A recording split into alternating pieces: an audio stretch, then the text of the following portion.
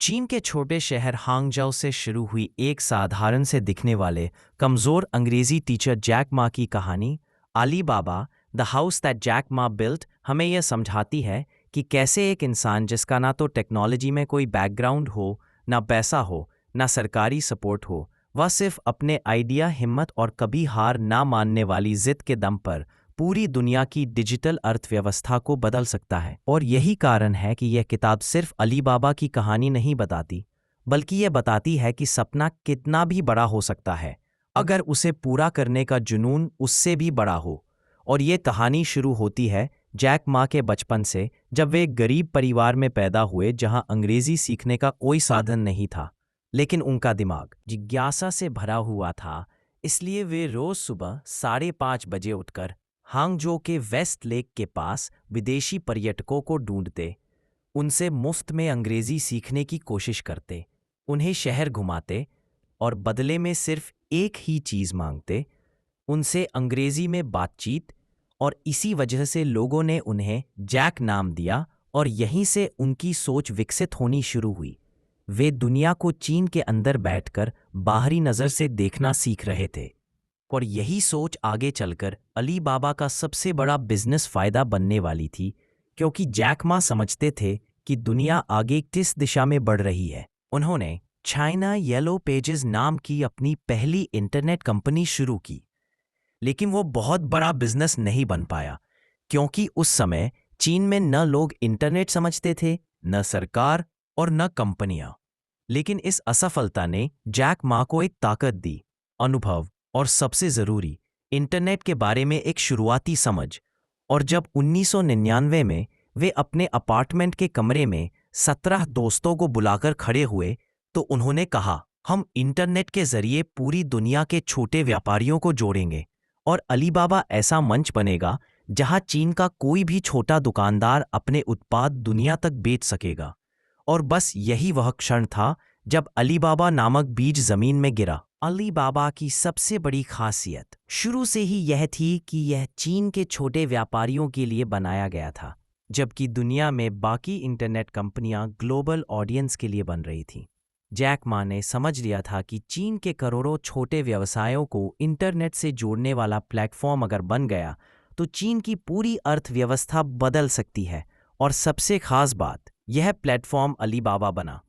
Team छोटी थी, पैसे कम थे, कठिनाइयां अनगिनत थीं, मगर जुनून बहुत बड़ा था। और जैक मा अपनी टीम को सिर्फ एक संदेश देते थे, हमें अमेज़न जैसा नहीं बनना है, हमें दुनिया को बताना है कि हम चीन के एंटरप्रेन्योर्स के साथ मिलकर दुनिया को बदलेंगे। अलीबाबा के शुरुआती दिन बेहद कठिन थे, न निवेशक, न पैसा, न टेक्निकल ताकत। लेकिन जैक मा हमेशा अपनी टीम के सामने खड़े होकर कहते, हमारे पास दो चीज़ें हैं, हमारा दिमाग और हमारा दिल। दुनिया में हर चीज़ हमसे छीनी जा सकती है, लेकिन इन दो चीज़ों को कोई छीन नहीं सकता। 2000 में जब कंपनी के पास पैसे खत्म होने वाले थे, तब मसायोशी सोन सॉफ्ट बैंक ने जैक मा पर दाम लगाया और $20 मिलियन निवेश किए। यह निवेश सिर्फ पैसे नहीं थे, यह कॉन्फिडेंस था कि जैक मा दुनिया बदलने वाला आदमी है। फिर 2003 में ताबाओ आया और इसने चीन के ई-कॉमर्स की पूरी परिभाषा बदल दी। ताबाओ चीन का एक ऐसा ऑनलाइन बाजार बना जहां आम लोग छोटे से छोटे प्रोडक्ट बेच सकते थे। और दिलचस्प बात यह है कि जब ईबे चीन में आया था तो सबको लग रहा था कि ताबाओ जैसे छोटे प्लेटफॉर्म को ईबे खत्म कर देगा। लेकिन जैक मा ने ईबे से मुकाबला उन्हीं के नियमों से नहीं किया, उन्होंने अपने नियम बनाए। ताबाओ पर लिस्टिंग फ्री कर दी, ईबे पैसे लेता था। ताबाओ ने कस्टमर टू कस्टमर एक्सपीरियंस को आसान बनाया, ईबे जटिल बनाता रहा। ताबाओ स्थानीय भाषा में फ्रेंडली और मज़ेदार था, ईबे बहुत ज़्यादा फॉर्मल। और सबसे बड़ा फैसला, अलीपे, एक सिंपल सा दिखने वाला एस्क्रो पेमेंट सिस्टम, जिसने चीन के लाखों लोगों को पहली बार ऑनलाइन पैसे देने में सुरक्षा का भरोसा दिया। ईबे को यह समझने में देर लग गई कि चीन का उपभोक्ता झूठे बायर सेलर से डरता है और अलीबाबा का अलीपे इस डर को खत्म कर रहा है। देखते ही देखते ताओलाओ ने चीन में ईबे को पूरी तरह हरा दिया और आखिरकार ईबे को चीन से बाहर निकलना पड़ा। यह इंटरनेट इतिहास की सबसे बड़ी हार जीत में से एक है और इसके पीछे जैक मा का सबसे बड़ा मंत्र था, ग्राहक पहले, कर्मचारी दूसरे, निवेशक तीसरे। फिर आया अलीबाबा का B2B मॉडल, जिसने चीन की लाखों फैक्ट्रियों को दुनिया से जोड़ा। इसने एक आम चीनी निर्माता को सीधे अमेरिका, यूरोप, अफ्रीका, एशिया के खरीदारों से जोड़ दिया। यह वैश्विक व्यापार का सबसे बड़ा पुल बन गया और चीन दुनिया की फैक्ट्री बन गया, सिर्फ सरकार की वजह से नहीं, बल्कि इस डिजिटल प्लेटफॉर्म की वजह से। अलीबाबा की असली क्रांति 2009 में अलीबाबा क्लाउड अलियून से आई, जिसे शुरुआती समय में बहुत लोग मजाक समझते थे। Amazon वेब सर्विसेज AWS के सामने चीन की एक कंपनी क्लाउड बनाएगी, किसी को विश्वास नहीं था। लेकिन जैक मा को था, क्योंकि वे जानते थे कि इंटरनेट का भविष्य डेटा है और डेटा का भविष्य क्लाउड। आज अलीबाबा क्लाउड एशिया की सबसे बड़ी क्लाउड कंपनी है और टेक्नोलॉजी इनोवेशन में सबसे आगे है। फिर 2014 में अलीबाबा ने न्यूयॉर्क स्टॉक एक्सचेंज में दुनिया का सबसे बड़ा IPO किया, $25 बिलियन। यह सिर्फ IPO नहीं था, यह एक घोषणा थी कि एक चीनी शिक्षक जिसने कंप्यूटर भी ठीक से नहीं चलाना सीखा था, अब दुनिया की सबसे बड़ी इंटरनेट कंपनी खड़ी कर चुका है। इस किताब में जैक मा की लीडरशिप की सबसे बड़ी खासियत बताई गई है, स्टोरी टेलिंग। वे टीम को सिर्फ इंस्ट्रक्शंस नहीं देते, वे लोगों को सपने से जोड़ते हैं और उनके शब्द हमेशा ऊर्जा से भरे होते हैं। अगर आप 35 की उम्र तक गरीब हैं, वह आपकी गलती नहीं है, लेकिन अगर आप 40 की उम्र तक भी सपने नहीं देखते, तो वह आपकी गलती है। वे टीम को हमेशा प्रेरित करते हैं और कहते थे कि आज कठिन है, कल और भी कठिन होगा, लेकिन परसों सूरज चमकेगा। और दुनिया में ज्यादातर लोग कल रात ही हार मान लेते हैं, इसलिए जीत उन्हीं की होती है जो परसों तक टिके रहते हैं। और यही सोच अलीबाबा की संस्कृति बन गई, जहां हर कर्मचारी खुद को एक योद्धा समझकर काम करता था। और इस संस्कृति ने अलीबाबा को सिर्फ एक कंपनी नहीं, बल्कि एक आंदोलन बना दिया। एक ऐसा आंदोलन जिसने चीन की डिजिटल अर्थव्यवस्था को आम लोगों तक पहुंचाया। इस किताब में बताया गया है कि जैक मा हमेशा प्रतियोगिता को युद्ध की तरह नहीं देखते थे। वे कहते थे, ईबे शार्क है लेकिन हम क्रोकोडाइल है। समुद्र में शार्क जीतती है लेकिन नदी में मगरमच्छ। यानी हर बिजनेस को अपनी ताकत समझकर अपनी जमीन चुननी चाहिए। और यह माइंडसेट ताओबाओ बनाम ईबे युद्ध में साफ दिखा। किताब बताती है कि कैसे आलीपे की वजह से चीन की पेमेंट संस्कृति बदल गई। जहां पहले लोग ऑनलाइन पैसे देने से डरते थे, वही अब कैशलेस सोसाइटी बन गई है। और इसी आलीपे ने बाद में एंट फाइनेंशियल का रूप लिया, जो दुनिया की सबसे बड़ी फिनटेक कंपनियों में से एक बनी। अलीबाबा की ग्रोथ सिर्फ टेक्नोलॉजी की वजह से नहीं हुई, बल्कि जैक मा की लोगों को समझने की क्षमता की वजह से हुई। वे चीनी ग्राहकों की मनोवृत्ति समझते थे कि वे बार्गेनिंग पसंद करते हैं, भरोसा धीरे बनता है, मज़ेदार और इमोशनल इंटरफेस पसंद करते हैं। और उन्होंने ताओबाओ को उसी हिसाब से बनाया। रंगीन, मज़ेदार, इमोजी, चैट, लाइव, गेमिफिकेशन। और इसी वजह से ताओबाओ सिर्फ मार्केट प्लेस नहीं रहा, चीन की लाइफस्टाइल बन गया। इसके बाद टीमॉल आया, जिसने बड़े ब्रांड्स को चीन के करोड़ों खरीदारों से जोड़ा। सिंगल्स डे 11/11 जैसे मेगा सेल इवेंट बनाए, जो दुनिया के सबसे बड़े शॉपिंग फेस्टिवल बन गए। यह किताब बताती है कि कैसे 11/11 की सेल में अलीबाबा कुछ उनकी लीडरशिप का एक और अनोखा पहलू है, ह्यूमर। वे भाषणों में मजाक करते, गाते, नाचते, कॉस्प्ले करते, ताकि लोग कंपनी को फॉर्मल कॉर्पोरेट सिस्टम की बजाय एक फैमिली समझे। और यही वजह है कि एम्प्लॉइज अलीबाबा के लिए जान लगाते थे।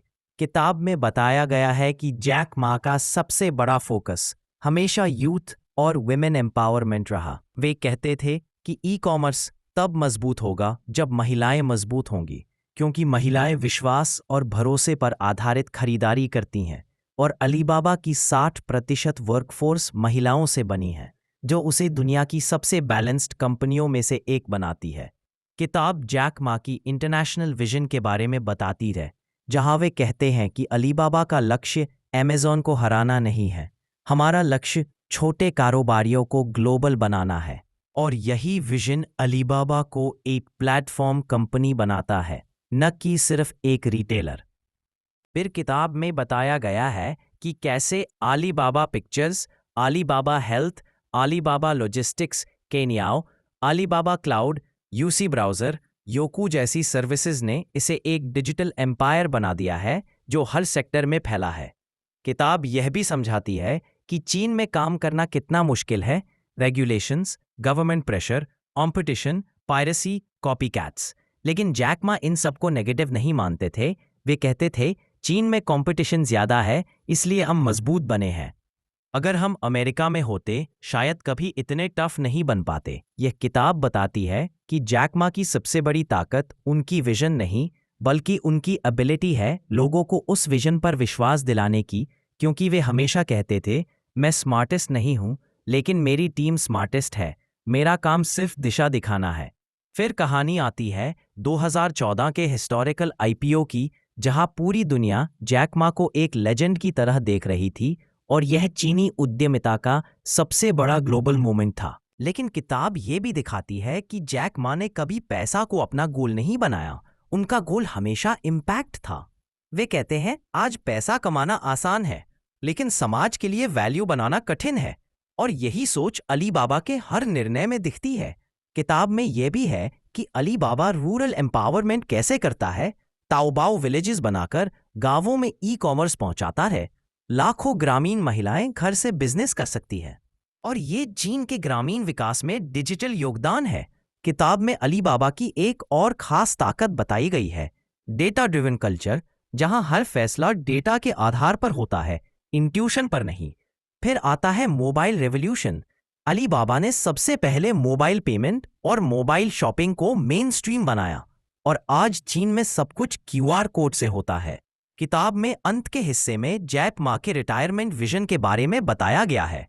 वे कहते हैं कि मैं दुनिया का सबसे अमीर आदमी नहीं बनना चाहता, मैं दुनिया का सबसे खुश शिक्षक बनना चाहता हूं, और वे वापस एजुकेशन में लौटना चाहते हैं। यह किताब यह भी बताती है कि अली बाबा सिर्फ एक कंपनी नहीं है, यह चीन के मिडिल क्लास के राइज की कहानी है, चीन के छोटे दुकानदारों के ग्लोबल बनने की कहानी है, चीन की महिलाओं के एम्पावरमेंट की कहानी है, चीन की यूथ की डिजिटल ट्रांसफॉर्मेशन की कहानी है।